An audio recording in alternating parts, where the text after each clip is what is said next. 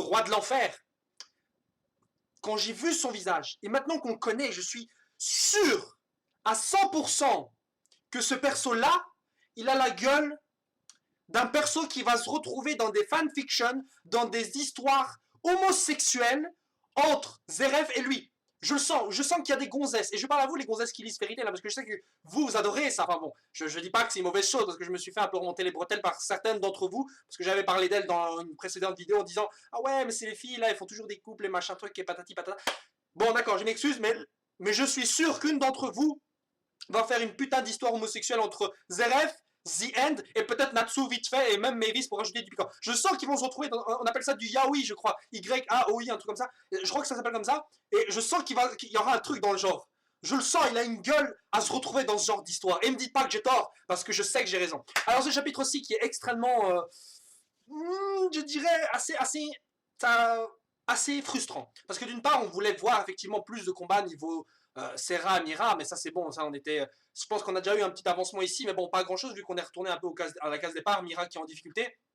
Donc, on abandonne le coin Natsu et Lucie, heureusement, parce que ça commence à me saouler, donc qui sont toujours perturbés par l'apparition de Maître Hadès, Hadès, donc l'ancien boss de Grimoire Hertz. C'est vrai que ça, c'est parfois, ça c'est relou, parfois, dans le manga, il parle de Hadès, puis un autre méchant qui s'appelle Hadès. C'est assez confus, tout ça, je pense que Mashima, en fait, il a vraiment amené ça sur le tas, et s'est dit, merde, il va peut-être confondre, quoi. Donc, ça, c'est assez chiant, en fait, Maître Hadès, le roi Hadès de l'enfer, machin truc, on sait pas à qui ils font référence, pour certains qui sont un peu cons, évidemment, non, je parle pas de vous. C'est certaines personnes qui pourraient peut-être confondre, bon, moi, ça va, je confonds pas, je sais de quoi il parle, mais bon voilà. Je dis juste que ça peut être assez relou et redondant, hein, voilà. C'est comme la première fois, la porte d'Hadès, vous ne prenez pas à la porte d'Hadès, putain c'est qui ça, ça.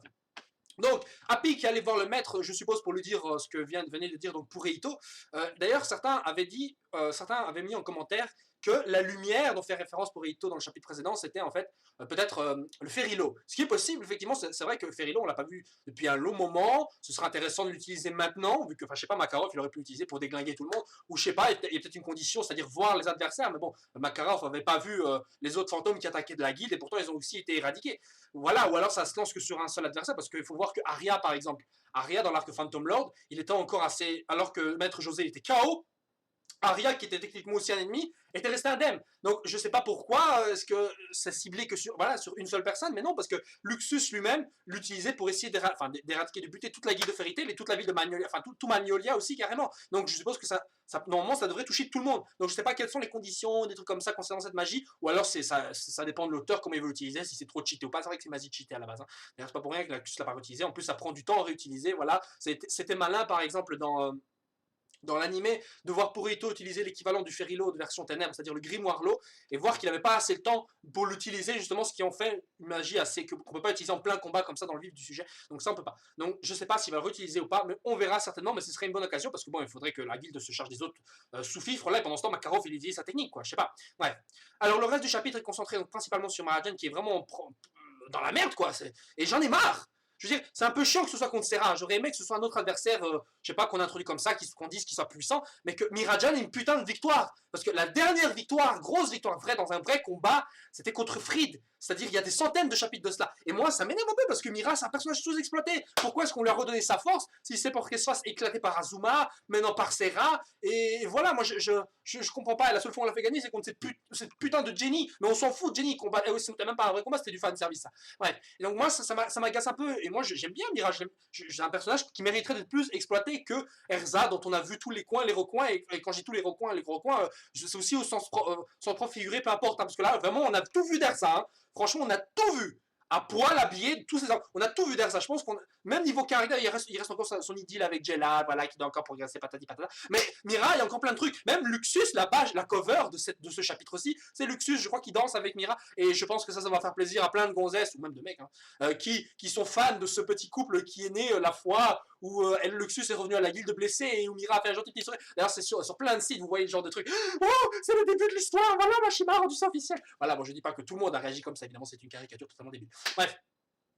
Donc Mira qui se fait éclater et on a une explication visuelle pourquoi Serra n'utilise pas sa magie de manipulation, voilà, et c'est parce que Mira serait en partie un démon, ce qui est logique, elle l'avait déjà dit, il a des particules de démon pour son Satan Soul, là, donc Serra peut pas la contrôler, donc ok, on a explication, ça va. Elle pourrait faire tuer, selon elle, Elfman sur le champ. Maintenant je sais pas si la magie a rompu, je suppose que là ça marche plus. mais elle peut carrément faire suicider des gens. Donc c'est une magie un peu cheatée. Et ça me fait penser que finalement, bah, Tartaros, ils ont vraiment pas de bol parce qu'ils tombent sur les pires adversaires, quoi. Jackal, il a une magie très puissante. Par exemple, les attaques de Wendy, de Lucie lui ont rien fait. Et bon, c'est Wendy, Lucie, d'accord, c'est des gonzesses, mais c'est quand même c'est de la puissante magie. Et ça lui a rien fait.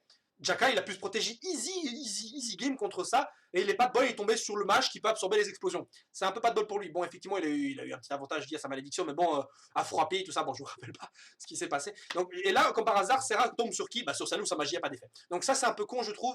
J'aurais préféré, pour que ce soit un arc bien plus épique, genre les membres de Tartaros tombent sur des membres de la guilde, les explosent, et pour une fois qu'on fasse perdre Grey, qu'on fasse perdre Erza, Gagil, non, Gagil, ouais, Gagil, qu'on fasse perdre Gagil aussi, pourquoi pas, et même qu'on fasse perdre Natsu, et donc qu'ils se fassent tous battre, et qu'après on a un deuxième round avec les autres membres de la guilde, et qui cette fois-ci, je sais pas, Jackal cette fois-ci au deuxième round tombe plus sur un membre de Fairy Tail qui a des difficultés, mais compte sur Natsu, et il y a un autre style de combat qu'il va développer, et on verra un peu plus ce personnage. Pareil pour Sarah, je sais pas, elle serait tombée sur Erza, elle l'aurait buté, elle serait tombée sur Mira, et voilà, là elle peut pas utiliser sa magie de contrôle sur elle, et là elle doit utiliser son power up. Bon, bref. Donc sur le suite de ce combat, donc Kyoka qui utilise une sorte de libération, un peu comme une sorte de, un peu comme la libération à la Bleach, là, des Arrancar, là. Donc ici en gros elle tient un power up et devient un vrai démon. Et sur le coup, elle est plus du tout mignonne. Enfin, soit, mais on voit bien que Mira, là, elle est totalement dépassée, même avec son Satan Soul citrique, elle a enfin sorti. Et là, voilà, elle est dans la merde. Et donc, on a un peu plus d'ailleurs d'informations sur la magie du Satan Soul, le takeover. C'est-à-dire qu'on sait que le takeover, ça absorbe, si vous voulez, une sorte de magie comme ça pour pouvoir se transformer. Donc, c'est ce qu'elle voulait faire avec chacun des démons. Mais elle ne peut pas le faire avec Kyoka. C'est-à-dire qu'en gros, les magies de démons ne peuvent pas s'affecter l'un l'autre. Donc, elle ne pouvait pas effectivement prendre la magie des autres démons qu'elle a vu parce que sinon elle l'aurait fait effectivement parce que c'est pas pour rien qu'elle est le démon Mirajan tout ça. Donc là on a une explication, voilà, donc elle pourrait absorber effectivement une sorte de magie pour pouvoir l'utiliser pour elle, un peu comme Elfman l'a fait contre Rostiros sur l'île Tenro. Bref. Euh, et donc Serra qui dit un power-up, elle s'est ordonnée à elle-même donc de lever une sorte de limite de barrière. Donc je suppose que c'est une sorte comme une sorte de dopant, mais c'est un peu bizarre parce que l'autre là, comment ça s'appelle, le PD là, Ezel, lui il l'a fait comme ça tranquille. Donc pourquoi est-ce que Cloka avait besoin, ou alors c'est genre une sorte de libération comme ça, une sorte de deuxième forme, mais en plus avec un autre bonus en plus. Donc je sais pas exactement pourquoi elle l'a fait, mais en tout cas voilà, en tout cas elle est assez forte pour éclater Mira qui est un mage de rang S, j'explique. Et ça me fait chier qu'elle se fasse encore éclater. Et derrière on a Lissana qui arrive à vite fait se défendre contre l'autre pétasse là. Qui ressuscite les démons.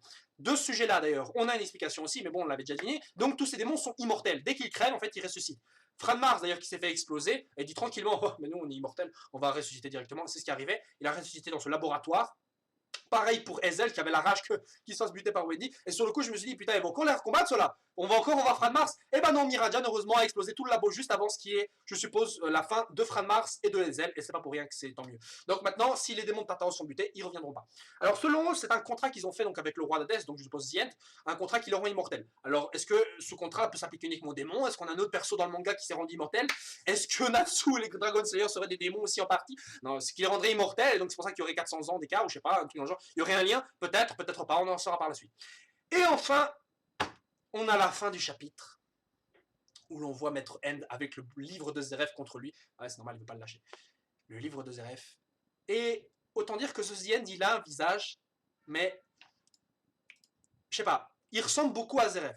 Alors certains vont directement dire ouais mais c'est le fils de Zeref. Et je sais pas pourquoi, mais j'ai l'impression que vous adorez trouver des liens de parenté entre le méchant et le gentil à chaque fois. C'est-à-dire qu'on dit ah mais Zeref c'est le père de Natsu, ou le frère, ou je sais pas. Alors que ça se voit, on sait, c'est quasiment sûr que c'est pas le frère ni le fils ou le père. Il n'y a aucun lien de parenté entre eux. C'est juste qu'il y a un lien effectivement, mais pas de parenté. Donc on a la confirmation que Maître Zien, en fait, il dormait pas. Enfin, si c'est bien Zien, je ne me trompe pas, hein, j'espère. Il dormait pas. Ce mec, Zien, il est là, dans son trône, easy, il se laisse faire. Alors pourquoi est-ce que Kyoka disait il faut le réveiller? Ou alors genre il faut le réveiller, genre là il est endormi un peu comme Zeref qui est endormi, il est tout gentil, il fait rien du tout, et le réveiller genre il devient en mode berserk et il tue tout le monde. Donc c'est peut-être ça aussi.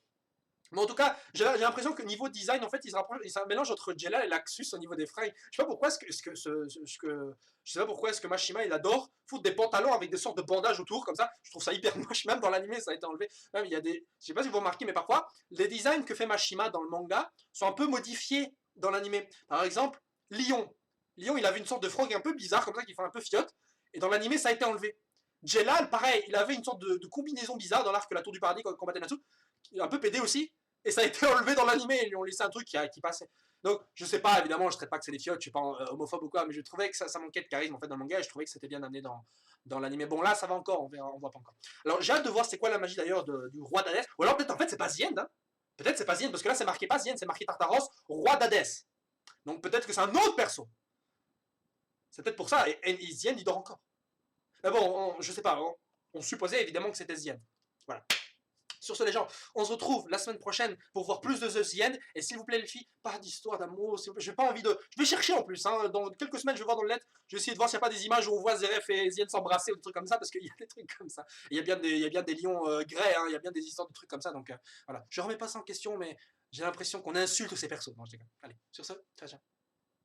Ziou.